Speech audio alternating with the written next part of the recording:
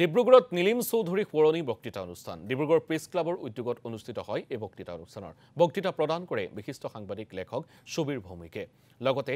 এই অনুষ্ঠানতে প্ৰদান কৰা হয় নীলিম চৌধুৰী সোঁৱৰণী বঁটা অসমৰ প্ৰতিদিন কাকতৰ সোণাৰীৰ সাংবাদিক সূৰ্য বৰালৈ নীলিম চৌধুৰী সোঁৱৰণী 2025 বঁটা আগবঢ়োৱা হয় হিৰণ্য কৌশিক বৰুৱালৈ আগবঢ়োৱা হয় প্ৰয়াত সাংবাদিক সঞ্জীৱ নন্দী সোঁৱৰণী যুৱ সাংবাদিকতা বঁটা ডিব্ৰুগড় সুৰজমল হনুমান বক্স কানৈ মহাবিদ্যালয়ত অনুষ্ঠিত অনুষ্ঠানত উপস্থিত থাকে বহু কেইগৰাকী গণ্যমান্য ব্যক্তি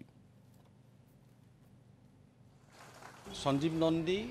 যুৱ সাংবাদিকতা বঁটা হিচাপে নতুন এটা বঁটা আমি এই বছৰৰ পৰা আৰম্ভ কৰিছোঁ এইবাৰ এই বঁটাটি যুৱ সাংবাদিক এগৰাকী প্ৰতিভাৱান সাংবাদিক হিৰণ্য কৌশিক বৰা ডাঙৰীয়া নিৰ্বাচন কৰি দিছে আমাক জৰিয়ে তেখেতকো আজি বঁটা প্ৰদান কৰা হ'ল লগতে এই অনুষ্ঠানৰ লগত সংগতি ৰাখি এইবাৰ আমি এগৰাকী ভাৰতবৰ্ষৰ বিশিষ্ট সাংবাদিক বিবিচিৰ প্ৰাক্তন নৰ্থ ইষ্টৰ ব্যুৰো চিফ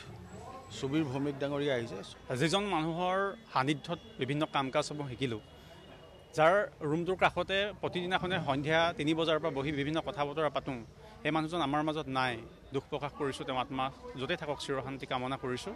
সঞ্জীৱ নন্দীৰ দ্বাৰা কথা কৈছোঁ তেওঁ সোঁৱৰণীত আজি ডিব্ৰুগড় প্ৰেছ ক্লাবৰ সিদ্ধান্ত মৰ্মে প্ৰথম বাৰ্ষিক যুৱ সাংবাদিকতা বঁটা এই আভাজনে লাভ কৰিছে